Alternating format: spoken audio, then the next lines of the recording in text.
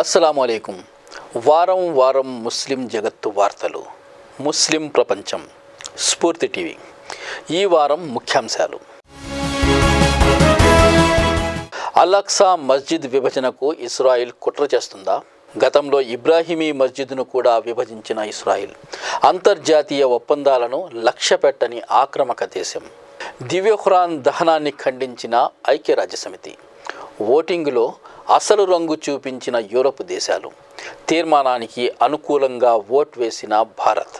Sweden భాషలో 1,00,000 దివ్య Quran అనువాదాలు ప్రచురిస్తున్న Kuwait. Sweden ప్రజలకు ఇస్లాం బోధనలను పరిచయం చేయాలన్న సంకల్పం.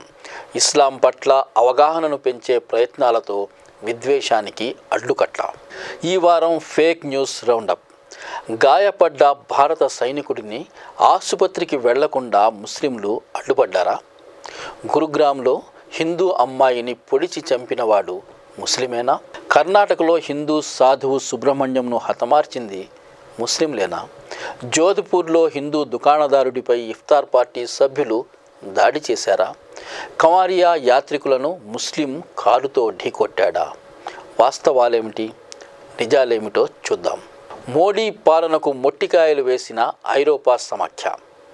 మోడీ ఫ్రాన్స్ పర్యటనలో ఉండగానే జరిగిన తీవ్ర విమర్శ. మణిపూర్ హింసాకాండ, మానవ హక్కుల హననం, విమర్శకుల గొంతు నొక్కడానికి వ్యతిరేకంగా తీర్మానం. హిందూ జంటకు ఆలయంలో పెళ్లి చేసిన ముస్లిం యూత్ లీగ్. కేరళ మలప్పురంలో వెల్లివిరిసిన మత సామరస్యం. ఉమ్మడి పౌరస్మృతిని వ్యతిరేకిస్తామన్న కేసీఆర్. మేషాలు లెక్కిస్తున్న జగన్, బాబు. ఇరు రాష్ట్రాలలో ప్రభుత్వాలకు ప్రతిపక్ష పార్టీలకు అభ్యర్థన అందజేస్తున్న ముస్లిం స్వచ్ఛంద సంస్థలు. ఎంఎస్ వారి ఉచిత ఐఏఎస్ శిక్షణకు ప్రవేశ పరీక్ష. గత బ్యాచ్లో 3 విద్యార్థులు సాధించిన విజయంతో ఉత్సాహం. ఈసారి మరిన్ని ఫలితాలు సాధిస్తామంటున్న నిర్వాహకులు.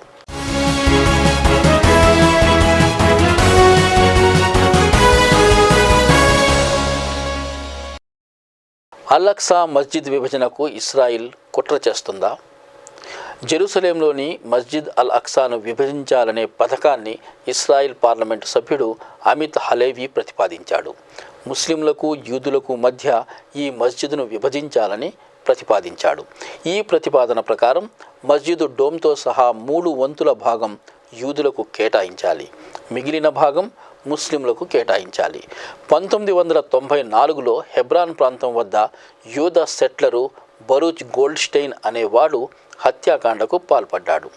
అప్పుడు అక్కడ 29 మంది పాలస్తీనీయులు మరణించారు. ఈ హత్యాకాండ తర్వాత అక్కడి ఇబ్రాహీమీ మస్జిద్ను ఇదే విధంగా విభజించారు.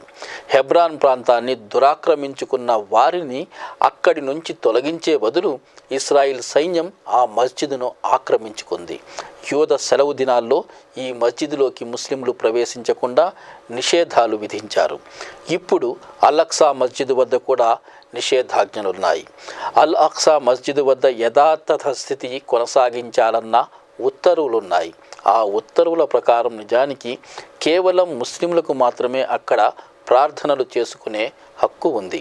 అయితే ఇస్రాయిల్ సైన్యం మద్దతుతో యూద సెట్లర్లు ఇక్కడ దాడులు చేయడం మామూలయ్యింది. జోర్డాన్ దేశ సైనిక అధికారులు ఈ ప్రాంతం నిర్వహణ చూస్తున్నారు. ఈ దాడులను అధికారులు రికార్డు చేశారు కూడా. ఇప్పుడు హలేవీ పథకం గమనిస్తే ఇస్రాయిల్లో మతతత్వ శక్తులు మరింత పేట్రేగిపోతున్నాయన్నది అర్థమవుతుంది. దాంతోపాటు లికుడ్ పార్టీలో నాయకుల వ్యక్తిగత రాజకీయ ప్రయోజనాల కోసం కూడా మతతత్వాన్ని పెంచి పోషిస్తున్నారు. ప్రభుత్వంలోని అతివాద శక్తులు, ఆర్థిక మంత్రి బెజాలిల్ స్మాట్రిచ్, జాతీయ భద్రతా సలహాదారుడు ఇటామర్ బెన్గ్విర్ వంటి వాళ్ళు యూద సెట్లర్ల ఉగ్రవాద కార్యకలాపాలను సమర్థించడానికి సిగ్గుపడటం లేదు. అసలు అల్ అక్సా మస్జిద్ డోమ్ను కూలగొట్టి కొత్తగా అక్కడ నిర్మాణాలు చేపట్టాలన్న ప్రతిపాదనలు కూడా ఉన్నాయి. అలాగే అల్ అక్సా నిర్వహణ అధికారాన్ని జోర్డాన్ నుంచి తొలగించాలన్న ప్రతిపాదనలు కూడా వస్తున్నాయి. కానీ జెరూసలేంలోని ముస్లిం, క్రైస్తవ ప్రార్థనా స్థలాల నిర్వహణ బాధ్యత జోర్డన్కు అంతర్జాతీయ ఒప్పందాల వల్ల లభించింది. అంతర్జాతీయ ఒప్పందాలను తుంగల్లో తొక్కుతూ ఇప్పుడు అల్ అక్సా మస్జిద్ను విభజించే ఈ పథకాలు అక్కడి యథాతథ స్థితిని దెబ్బతీయడం మాత్రమే కాదు, ప్రాంతంలో శాంతికి విఘాతం కలిగిస్తాయని పలువురు హెచ్చరిస్తున్నారు. దివ్య ఖురాన్ దహనాన్ని ఖండించిన ఐక్యరాజ్యసమితి, ఓటింగ్లో అసలు రంగు చూపించిన యూరప్ దేశాలు. స్వీడన్లో దివ్య ఖురాన్ దహనానికి సంబంధించిన సంఘటన తర్వాత ఐక్యరాజ్యసమితిలో ఈ సంఘటనను ఖండిస్తూ తీర్మానం ప్రవేశపెట్టడం జరిగింది. ముస్లిం దేశాలు ఈ తీర్మానానికి పూర్తి మద్దతు పలికాయి. ఐక్యరాజ్యసమితి మానవ హక్కుల మండలి ఈ సంఘటనను ఖండిస్తూ ఒక తీర్మానాన్ని ఆమోదించింది. ఇది మతతత్వ విద్వేష చర్యగా గుర్తించింది. ఈ తీర్మానాన్ని మండలిలోని 47 దేశాల్లో 28 దేశాలు సమర్థించాయి. చైనా, ఉక్రెయిన్, ఆఫ్రికా దేశాలు సమర్థించాయి. 7 దేశాలు ఓటింగ్లో పాల్గొనలేదు. 12 దేశాలు వ్యతిరేకంగా ఓటు చేశాయి. ఇలా వ్యతిరేకంగా ఓటు చేసిన దేశాల్లో ఫ్రాన్సు, జర్మనీ, బ్రిటన్, అమెరికా దేశాలున్నాయి. ఇలాంటి విద్వేష చర్యలకు పాల్పడిన వారిని శిక్షించే చట్టాలు చేయాలని వివిధ దేశాలను ఈ తీర్మానం కోరింది. ఇలాంటి చట్టాలు లేని దేశాలను గుర్తించి నిపుణుల రౌండ్ టేబుల్ సమావేశాన్ని ఈ విషయమై నిర్వహించాలని కూడా ఈ తీర్మానం కోరింది. అయితే ఇలాంటి ధర్మ దూషణ చట్టాలను పాశ్చాత్య దేశాలు వ్యతిరేకించాయి. స్వీడన్లో జరిగిన సంఘటనను ఖండిస్తున్నట్లు ఈ దేశాలు తెలిపాయి. అమెరికా, బ్రిటన్, యూరోపియన్ యూనియన్ దేశాలు ఈ తీర్మానాన్ని వ్యతిరేకించాలని వివిధ దేశాలకు పిలుపునిచ్చాయి. భావ ప్రకటన స్వేచ్ఛకు ఇలాంటి చట్టాలు వ్యతిరేకమైనవని ఈ దేశాలు చెప్పాయి. ఏది ఏమైనా ఈ దేశాలు బైబిల్ విషయంలోనూ క్రైస్తవ ధర్మం విషయంలోనూ ఇదే భావ ప్రకటన స్వేచ్ఛను ఒప్పుకోవన్నది ఇప్పటికి చాలాసార్లు రుజువయ్యింది. ఇస్లామోఫోబియాపై ఉద్యమించిన కెనడా నగరం టొరంటో. కెనడాలో ఇస్లామోఫోబియా నానాటికి పెరుగుతుంది. ఇస్లామోఫోబియాపై పోరాడడానికి కెనడా నగరం టొరంటో ఒక ఉద్యమమే ప్రారంభించింది. టొరంటో అందరిది అన్న పేరుతో ఈ ఉద్యమం ముస్లిం విద్వేష పక్షపాతాలకు వ్యతిరేకంగా ప్రజల్లో చైతన్యానికి ప్రయత్నిస్తుంది. వివక్ష, జాతితత్వాలను వ్యతిరేకించే సమాజం కోసం ఈ సంవత్సరం టొరంటో ఫర్ ఆల్ ఉద్యమం నడుపుతున్నట్లు నిర్వాహకులు తెలియజేశారు. ప్రతి సంవత్సరం టొరంటో ఫర్ ఆల్ ఉద్యమం నిర్వహిస్తారు.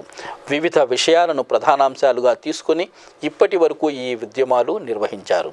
ఈసారి ఇస్లామోఫోబియాపై దృష్టి పెట్టారు.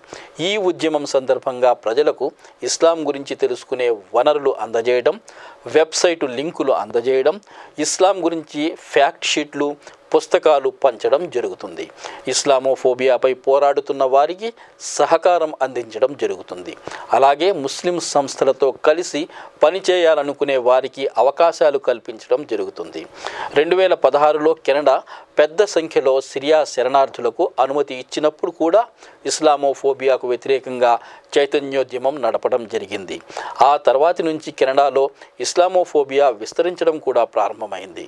ముఖ్యంగా ముస్లిం సాంప్రదాయిక దుస్తులు ధరిస్తున్న వారిపై, బురఖా ధరించిన మహిళలపై దాడులు పెరిగాయి. స్వీడను భాషలో 1,00,000 దివ్య ఖురాన్ అనువాదాలు ప్రచురిస్తున్న కువైట్. స్వీడన్లో బక్రీద్ పండుగ రోజున ఒక మస్జిద్ ముందు ఒక దుండగుడు దివ్య ఖురాన్ను దహనం చేసిన సంఘటన తర్వాత తీవ్ర నిరసనలు పెల్లుబికిన విషయం తెలిసిందే. స్వీడన్ ప్రజలకు దివ్య ఖురాన్ సందేశాన్ని తెలుసుకునే అవకాశం కల్పించడానికి కువైట్ నిర్ణయించింది. స్వీడన్ భాష స్వీడిష్లో 1,00,000 దివ్య ఖురాన్ ప్రతులను ముద్రించాలని నిర్ణయించింది. ప్రధానమంత్రి షేక్ అహ్మద్ సవాఫ్ అహ్మద్ అల్ సబా ఈ ప్రతిపాదన చేశారు. మంత్రివర్గ సమావేశం ఈ ప్రతిపాదనను ఆమోదించింది. ఇస్లాంలో శాంతి, సహన భావాలను, ఇస్లామీయ విలువలను, శాంతియుత సహజీవన భావాలను ప్రచారం చేయడానికి ఈ నిర్ణయం తీసుకున్నట్లు మంత్రివర్గ సమావేశం తెలియజేసింది. త్వరలోనే స్వీడిష్ భాషలో దివ్య ఖురాన్ ప్రచురణ పూర్తి కావస్తుంది. స్వీడన్లోని మస్జిదులు, లైబ్రరీలు, స్కూళ్ళు, ఇతర సంస్థల్లో ఈ దివ్య ఖురాన్ ప్రతులను పంపిణీ చేస్తారు. స్వీడన్లో దివ్య ఖురాన్ దహనం సంఘటనను కువైట్ తీవ్రంగా ఖండించింది. మతతత్వ విద్వేష చర్యలను వివిధ ప్రభుత్వాలు అడ్డుకోవాలని కువైట్ ఈ సందర్భంగా కోరింది. ఈ వారం ఫేక్ న్యూస్ రౌండప్. ఫేక్ వార్తలు వడ్డించే ఫ్యాక్టరీ ఎప్పటి మాదిరిగానే ఈ వారం కూడా అనేక ఫేక్ వార్తలను ప్రచారంలో పెట్టింది. అందులో కొన్ని చూద్దాం. ఒక ఫేక్ వార్త ప్రకారం కర్రలు లాఠీలు పట్టుకున్న ఒక గుంపు మిలిటరీ వాహనాన్ని అడ్డుకున్న వీడియో ఒకటి ప్రచారంలోకి వచ్చింది. ఈ మిలిటరీ వాహనంతో పాటు మరో అంబులెన్స్ కూడా వెనుక ఉంది. ఈ 2 వాహనాలను ఆ గుంపు అడ్డుకుని ఆపేసింది. దానిపై కథనం ఏమంటే, గాయపడిన సైనికుడిని ఆసుపత్రికి తీసుకెళ్తున్న సైనిక వాహనాన్ని, అంబులెన్స్ను ముస్లింలు అడ్డుకుని సైనికుడిని ఆసుపత్రికి వెళ్లకుండా చేశారన్న ప్రచారం ఈ వీడియోతో పాటు మొదలయ్యింది. ఒక ఫేస్బుక్ ఫేక్ వీరుడు ఈ సంఘటన పశ్చిమ బెంగాల్లో జరిగిందని రాశాడు. ఈ దాడి చేసింది హజ్రతే ఇస్లాం అనే బంగ్లాదేశ్ సంస్థ అని కూడా ప్రచారం చేశారు.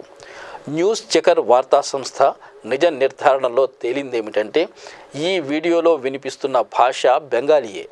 ఆ వీడియోలో ఉన్న ముందరి వాహనంపై లైసెన్స్ ప్లేటుపై బెంగాలీ నెంబర్లున్నాయి.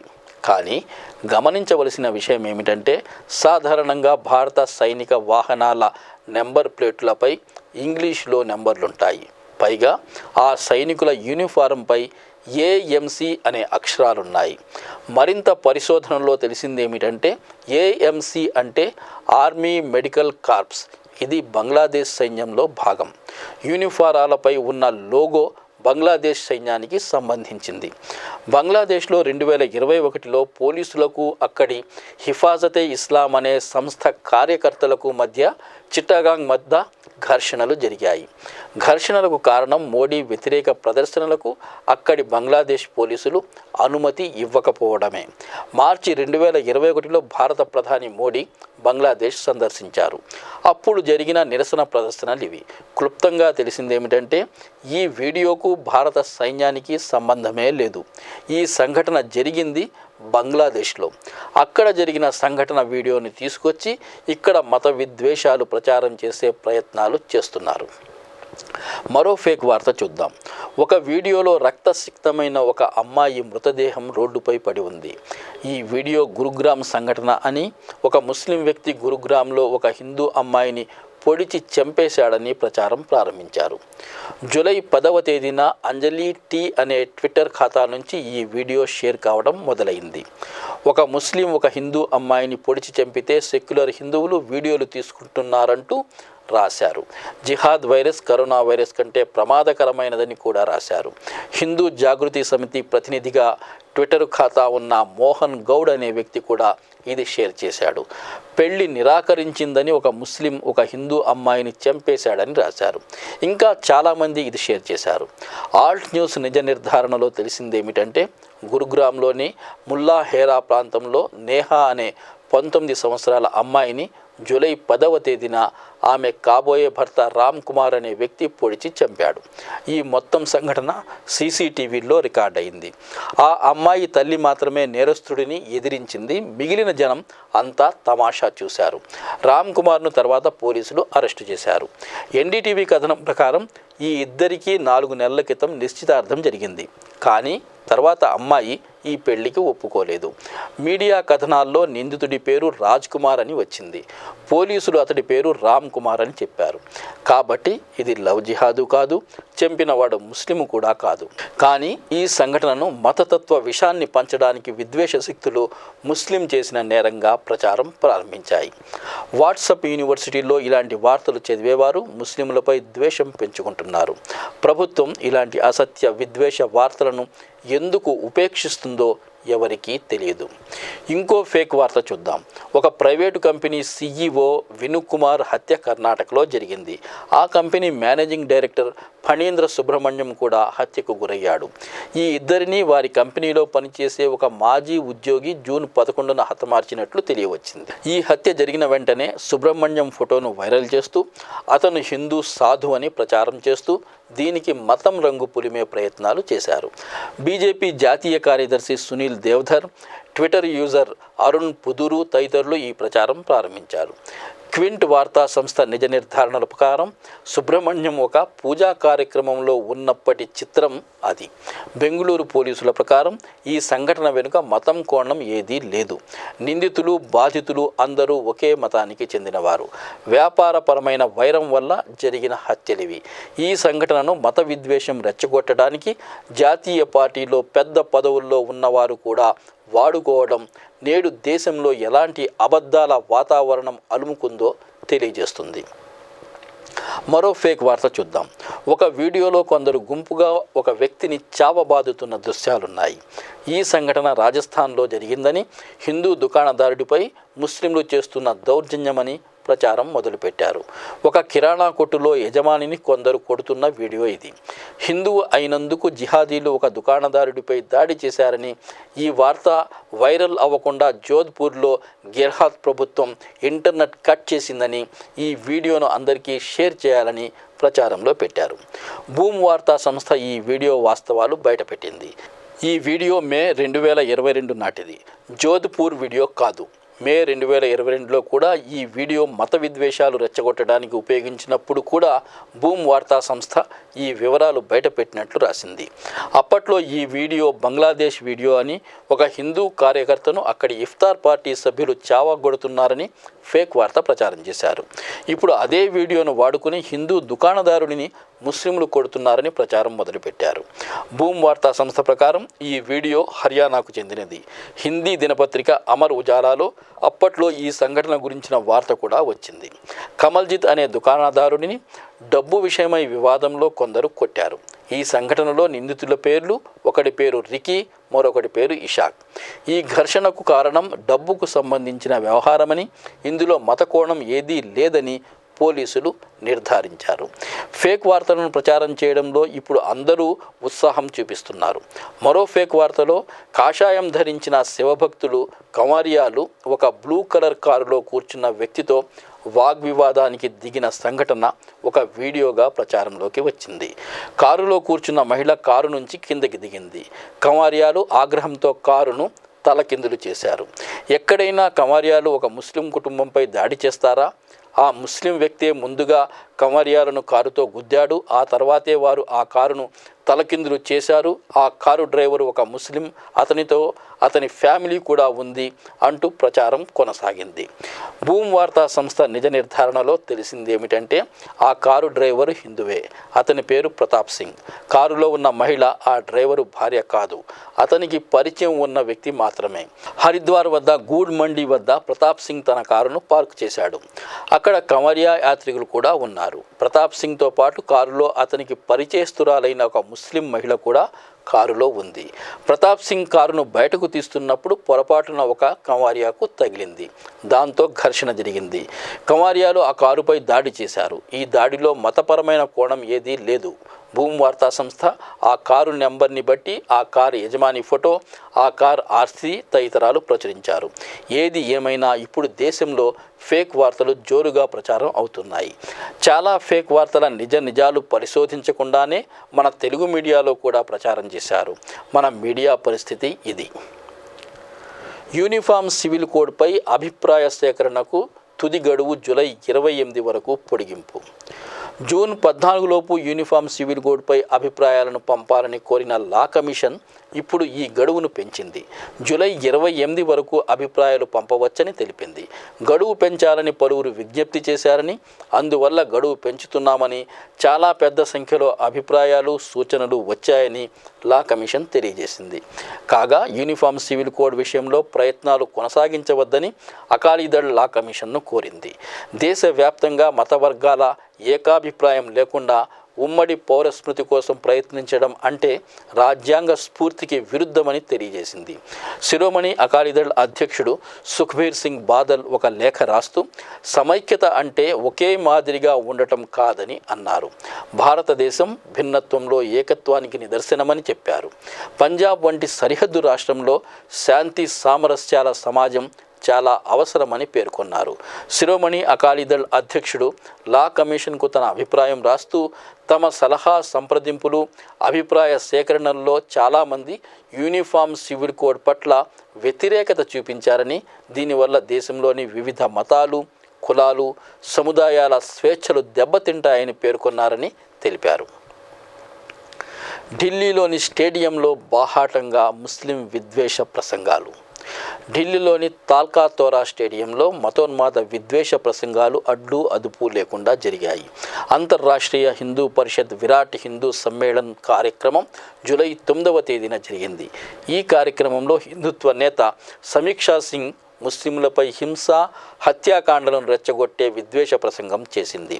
ముస్లింలను జిహాదీలని, ప్రతి జిహాదీ కరుడుగట్టిన హిందువు చంపినప్పుడు ఓడిపోతాడని, హిందువుల పెద్ద సమస్య వారి మానవత్వం, కరుణ, జాలి అని వీరంగాలు వేసింది. మనల్ని ఒక చెంపపై కొడితే అతని 2 చేతులు విరిచేయాలని చెప్పింది. ముస్లింలపై హింసాకాండను రెచ్చగొట్టే ఈ ప్రసంగాలు ప్రజలను రెచ్చగొట్టడానికి ఉద్దేశపూర్వకంగా చేసిన ప్రసంగాలని విశ్లేషకుల అభిప్రాయం. ఈ కార్యక్రమంలో ప్రస్తుతం విశ్వ హిందూ పరిషత్ నుంచి ఉద్వాసనకు గురైన ప్రవీణ్ తొగాడియా కూడా మాట్లాడాడు. మేము పారిపోము, మేము చావడం కూడా జరగదు, మీ రొమ్ముపై కాలేసి మీ నాయనమ్మను గుర్తు చేస్తాం అంటూ వీరంగాలు వేశాడు. ముస్లింల జనాభా పెరగడాన్ని హిందువులు అనుమతించరాదని తొగాడియా అన్నాడు. మోదీ ప్రభుత్వాన్ని ఇప్పుడు మంచి చేసుకునే ప్రయత్నాల్లో తొగాడియా ఉన్నట్లు కనిపిస్తుందని పలువురు భావిస్తున్నారు. ఎందుకంటే ప్రస్తుత ప్రభుత్వం రామ మందిరాన్ని కట్టేస్తుందని, యూనిఫామ్ సివిల్ కోడ్ తీసుకువస్తుందని, లోక్సభ ఎన్నికలకు ముందు జనాభా నియంత్రణ బిల్లు కూడా వస్తుందని, ప్రస్తుత ప్రభుత్వం చాలా బాగా పనిచేస్తుందని తొగాడియా అన్నాడు. బాహాటంగా మతతత్వ విద్వేష ప్రసంగాలు జరుగుతుంటే పోలీసులు, ప్రభుత్వం ఏం చేస్తున్నారన్న ప్రశ్న ఎప్పటి మాదిరిగానే జవాబు రాని ప్రశ్నే అయ్యింది. వారం వారం ముస్లిం జగత్తు వార్తలు. ముస్లిం ప్రపంచంలో ఇప్పుడు ఒక చిన్న విరామం.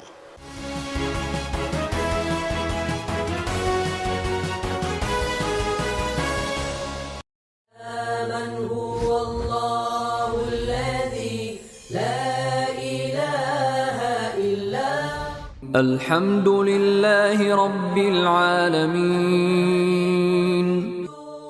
అల్లా మాత్రమే స్తుతింపదగినవాడు. ఆయన సకల లోకాలకు ప్రభువు.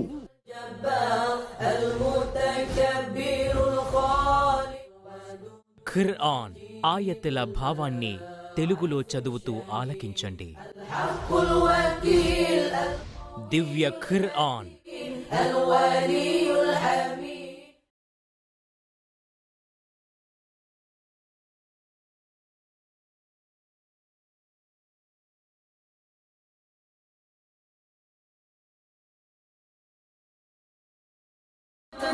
ఇస్లాంపై స్వచ్ఛంగా అమలు చేసిన వారు ఈ సహాబాలు. దైవ ప్రవక్త నుండి నేరుగా ధర్మం నేర్చుకున్న భాగ్యవంతులు ఎవరు? దీపస్తంభాలు.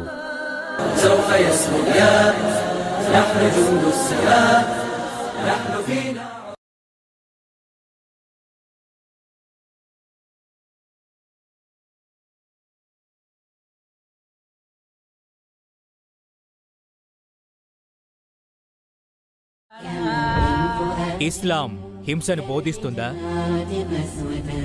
ఒక మనిషిని హత్య చేయడం సమస్త మానవాళిని హత్య చేయడంతో సమానమని ఖురాన్ చెప్పింది.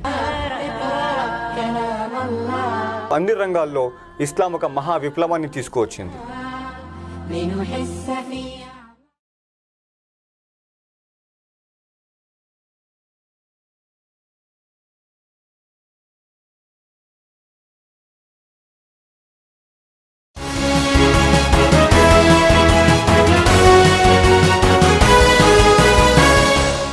వారం వారం ముస్లిం జగత్తు వార్తలు. ముస్లిం ప్రపంచానికి మళ్ళీ స్వాగతం. ముఖ్యాంశాలు మరోసారి. అల్-అక్సా మస్జిద్ విభజనకు ఇస్రాయిల్ కుట్ర చేస్తుందా? గతంలో ఇబ్రాహిమీ మస్జిద్ను కూడా విభజించిన ఇస్రాయిల్ అంతర్జాతీయ ఒప్పందాలను లక్ష్యపెట్టని ఆక్రమక దేశం. దివ్య ఖురాన్ దహనాన్ని ఖండించిన ఐక్యరాజ్యసమితి. ఓటింగ్లో అసలు రంగు చూపించిన యూరప్ దేశాలు, తీర్మానానికి అనుకూలంగా ఓట్ వేసిన భారత్, స్వీడన్ భాషలో 1,00,000 దివ్య ఖురాన్ అనువాదాలు ప్రచురిస్తున్న కువైట్, స్వీడన్ ప్రజలకు ఇస్లాం బోధనలను పరిచయం చేయాలన్న సంకల్పం, ఇస్లాం పట్ల అవగాహనను పెంచే ప్రయత్నాలతో విద్వేషానికి అడ్డుకట్ట. ఈ వారం ఫేక్ న్యూస్ రౌండప్. గాయపడ్డ భారత సైనికుడిని ఆసుపత్రికి వెళ్లకుండా ముస్లింలు అడ్డుపడ్డారా? గురుగ్రామ్లో హిందూ అమ్మాయిని పొడిచి చంపినవాడు ముస్లిమేనా? కర్ణాటకలో హిందూ సాధువు సుబ్రహ్మణ్యంను హతమార్చింది ముస్లింలేనా? జోధ్పూర్లో హిందూ దుకాణదారుడిపై ఇఫ్తార్ పార్టీ సభ్యులు దాడి చేశారా? కమారియా యాత్రికులను ముస్లిం కారుతో ఢీకొట్టాడా? వాస్తవాలేమిటి, నిజాలేమిటో చూద్దాం. మోడీ పాలనకు మొట్టికాయలు వేసిన ఐరోపా సమాఖ్య. మోడీ ఫ్రాన్స్ పర్యటనలో ఉండగానే జరిగిన తీవ్ర విమర్శ. మణిపూర్ హింసాకాండ, మానవ హక్కుల హననం, విమర్శకుల గొంతు నొక్కడానికి వ్యతిరేకంగా తీర్మానం. హిందూ జంటకు ఆలయంలో పెళ్లి చేసిన ముస్లిం యూత్ లీగ్. కేరళ మలప్పురంలో వెళ్లి విరిసిన మత సామరస్యం. ఉమ్మడి పౌరస్మృతిని వ్యతిరేకిస్తామన్న కేసీఆర్, మీన మేషాలు లెక్కిస్తున్న జగన్ బాబు. ఇరు రాష్ట్రాలలో ప్రభుత్వాలకు ప్రతిపక్ష పార్టీలకు అభ్యర్థన అందజేస్తున్న ముస్లిం స్వచ్ఛంద సంస్థలు. ఎంఎస్ వారి ఉచిత ఐఏఎస్ శిక్షణకు ప్రవేశ పరీక్ష. గత బ్యాచ్లో 3 విద్యార్థులు సాధించిన విజయంతో ఉత్సాహం. ఈసారి మరిన్ని ఫలితాలు సాధిస్తామంటున్న నిర్వాహకులు.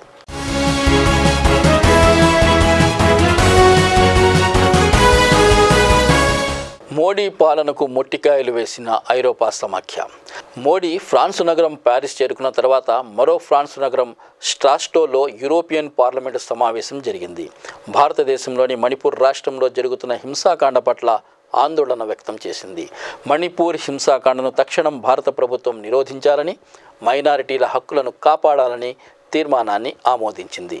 ఈ సమస్యపై చర్చ తర్వాత తీర్మానానికి అనుకూలంగా వచ్చిన ఓట్లతో తీర్మానం ఆమోదం పొందింది. భారత ప్రభుత్వం ఈ పరిణామం పట్ల అసంతృప్తి వ్యక్తం చేసింది. యూరోపియన్ యూనియన్ పార్లమెంటు తీర్మానం తమకు స్వీకార యోగ్యం కానే కాదని భారత్ ఖండించింది. యూరోపియన్ యూనియన్ పార్లమెంటు భారత ప్రభుత్వాన్ని మైనారిటీల హక్కులు కాపాడాలని చెప్పింది.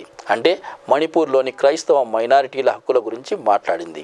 అలాగే అల్లర్లు జరుగుతున్న ప్రాంతంలో జర్నలిస్టులు, అంతర్జాతీయ ప్రతినిధులకు వెళ్లే అవకాశాలు కల్పించాలని, ఇంటర్నెట్ షట్డౌన్ వెంటనే తొలగించాలని కోరింది. అలాగే సాయుధ దళాల ప్రత్యేకాధికారాల చట్టాన్ని తొలగించాలని కూడా కోరింది. భారతదేశంతో చర్చల్లో మానవ హక్కుల ప్రస్తావన ప్రముఖంగా ఉండాలని కూడా ఈ తీర్మానంలో ఉంది. వెనిజులా, కిర్గిస్థాన్లపై కూడా తీర్మానాలు ఆమోదించడం జరిగింది. ఈ తీర్మానం వలసవాద భావజాలంతో కూడుకున్నదని భారత విదేశాంగ మంత్రిత్వ శాఖ ప్రతినిధి అరిందమ్ బాగ్చి అన్నారు. మణిపూర్లో పరిస్థితిని భారత అధికారులు అదుపు చేస్తున్నారని, శాంతి భద్రతలు పునరుద్ధరించడం జరుగుతోందని ప్రభుత్వ వైఫల్యాలను వెనుకేసుకొచ్చారు. హిందూ జంటకు పెళ్లి చేసిన ముస్లిం యూత్ లీగ్. కేరళ మలప్పురంలో మత సామరస్యం. కేరళలో మత సామరస్యానికి సంబంధించిన మరో వార్త ఇటీవల ముందుకు వచ్చింది. కేరళలోని మలప్పురం జిల్లాలో ముస్లిం జనాభా ఎక్కువ. ఇండియన్ యూనియన్ ముస్లిం లీగ్ యువ విభాగం ముస్లిం యూత్ లీగ్ ఇక్కడ బలంగా ఉంది. ఇక్కడి వెంగరలో ఉన్న అమ్మించిరి భగవతి గుడిలో ఒక హిందూ జంట పెళ్లి ముస్లిం యూత్ లీగ్ జరిపించింది. పలక్కాడ్కు చెందిన గీతు మలప్పురం జిల్లాలోని వెంగర మహిళల హాస్టల్లో ఉంటుంది. ఈ హాస్టల్ను ముజాహిద్ ఎడ్యుకేషన్ ట్రస్ట్ నడుపుతోంది. దౌర్జన్యాలకు గురైన మహిళలు, ట్రాఫికింగ్ బాధితులు, ఇతర బాధిత మహిళల కోసం ఈ హాస్టల్ను నడుపుతున్నారు.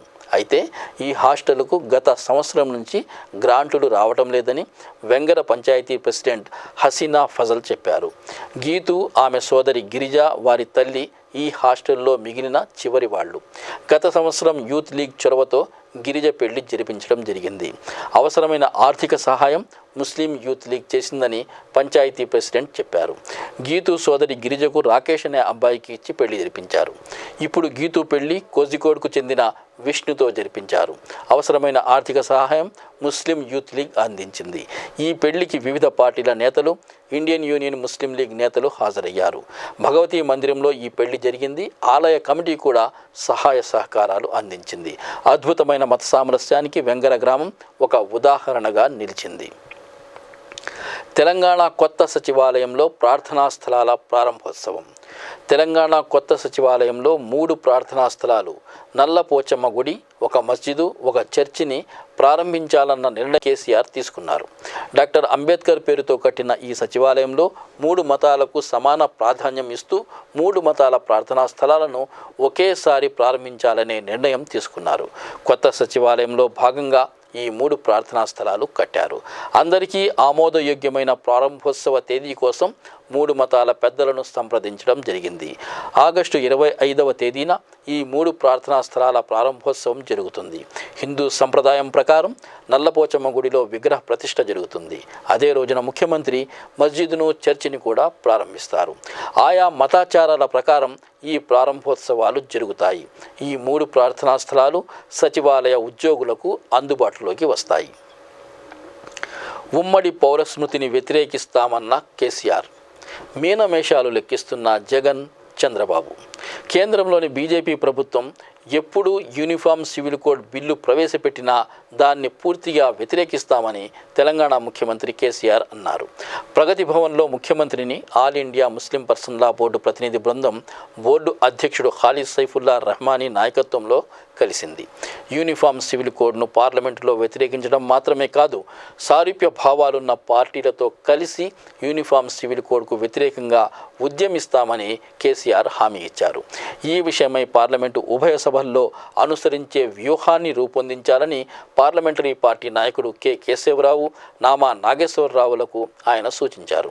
దేశంలో బీజేపీ మత విభజనను ప్రోత్సహిస్తుందని, ఇప్పుడు యూసీసీ పేరుతో మరోసారి విభజన రాజకీయాలు నడుపుతోందని ఆయన వ్యాఖ్యానించారు.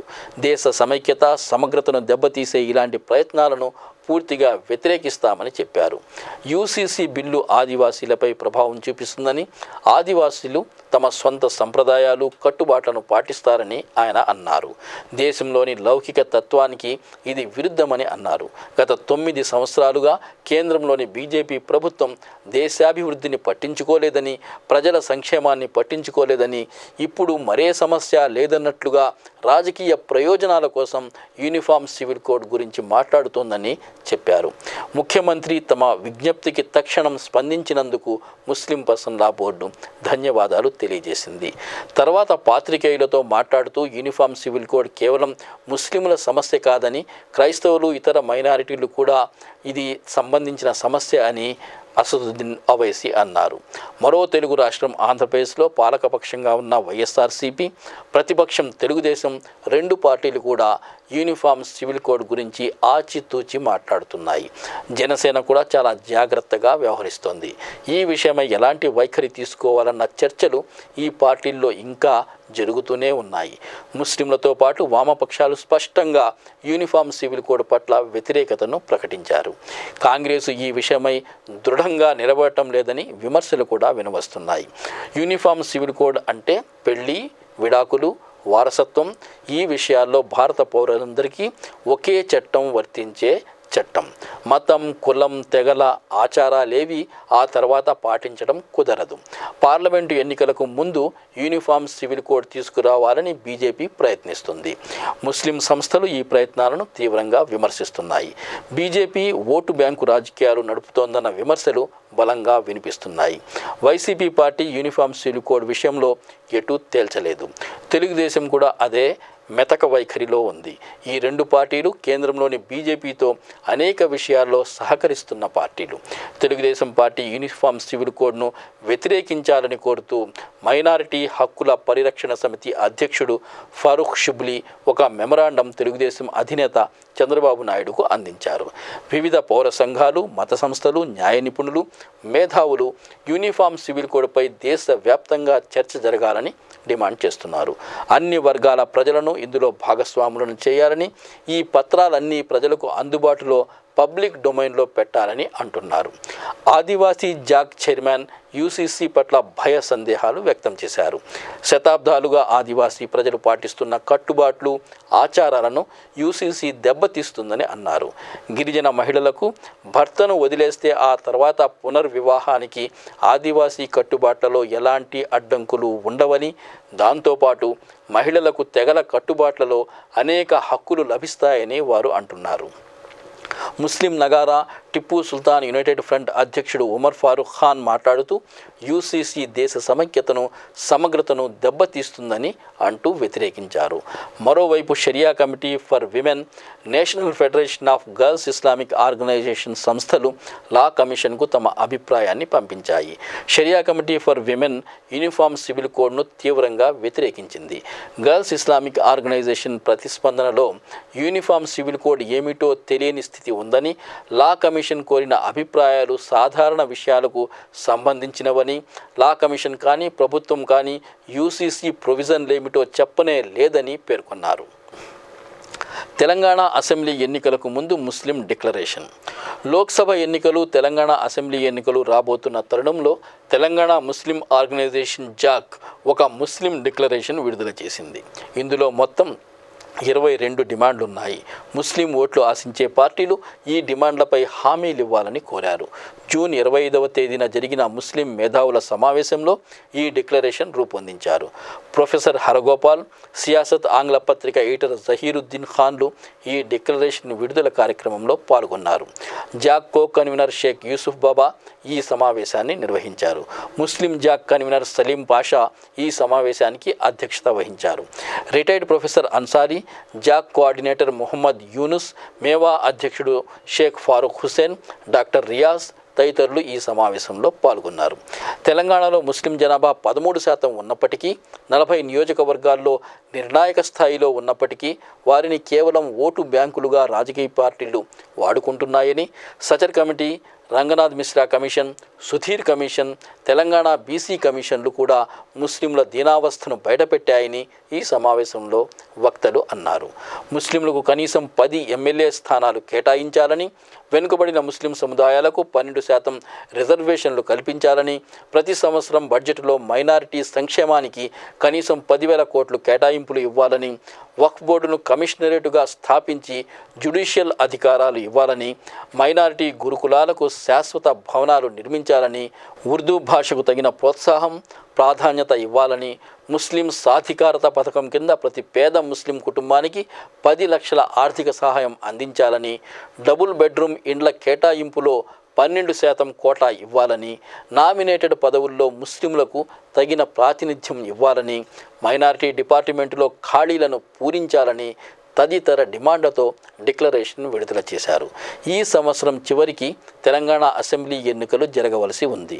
రానున్న అసెంబ్లీ ఎన్నికల్లో బీఆర్ఎస్గా మారిన టీఆర్ఎస్ ముచ్చటగా 3వసారి ప్రభుత్వం ఏర్పాటు చేయాలని భావిస్తున్న నేపథ్యంలో ముస్లిం డిక్లరేషన్ రాజకీయాలను ఏ మలుపు తిప్పుతుందో వేచి చూడాలి. ఎంఎస్ వారి ఉచిత ఐఏఎస్ శిక్షణకు ప్రవేశ పరీక్ష. ఎంఎస్ ఐఏఎస్ అకాడమీ సివిల్ పరీక్షలకు కోచింగ్ ఉచితంగా అందజేస్తుంది. ఈ కోచింగ్ ప్రవేశ పరీక్ష తేదీలను ఎంఎస్ ఐఏఎస్ అకాడమీ ప్రకటించింది. 2023-24 7వ బ్యాచ్కు ఇప్పుడు దరఖాస్తులు తీసుకుంటున్నారు. జూలై 30వ తేదీ ఆదివారం నాడు ప్రవేశ పరీక్ష నిర్వహిస్తారు. జూలై 16న ఈ పరీక్ష జరపాలని మొదట భావించారు, కానీ ఇప్పుడు ఈ పరీక్ష జూలై 30న జరపాలని నిర్ణయించారు. ఈ సందర్భంగా MS education academy managing director Anwar Ahmed మాట్లాడుతూ, ఎంఎస్ ఐఏఎస్ అకాడమీకి చెందిన విద్యార్థులు మొహమ్మద్ బుర్హాన్ జమాన్, మొహమ్మద్ ఫైజాన్ అహ్మద్, మొహమ్మద్ హారిస్ సుమేర్ సివిల్స్లో విజయం సాధించడం పట్ల సంతృప్తి వ్యక్తం చేశారు. మరింత ఇనుమడించిన ఉత్సాహంతో విద్యార్థులకు శిక్షణ అందజేస్తామని అన్నారు. ఈ బ్యాచ్ కోసం 23 రాష్ట్రాల్లో 80 కేంద్రాల్లో ప్రవేశ పరీక్ష నిర్వహిస్తున్నారు.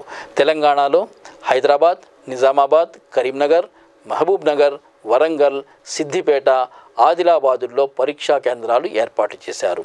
ఎంఎస్ ఐఏఎస్ అకాడమీ ఎంపిక చేసిన విద్యార్థులకు పూర్తి స్థాయి రెసిడెన్షియల్ కోచింగ్ నిర్వహిస్తుంది. భోజన వసతి సదుపాయాలు ఉచితంగా కల్పిస్తుంది. అనుభవజ్ఞులైన ప్రొఫెసర్లు, బ్యూరోక్రాట్లు, సీనియర్ సివిల్ సర్వెంట్లు వారికి కోచింగ్ ఇస్తారు. మైనారిటీ వ్యవహారాల సలహాదారుడు ఏకే ఖాన్ ఈ అకాడమీని పర్యవేక్షిస్తున్నారు. మరిన్ని వార్తలతో వచ్చే వారం కలుసుకుందాం. అంతవరకు సెలవు. అల్లా హాఫీజ్. మా అస్సలాం.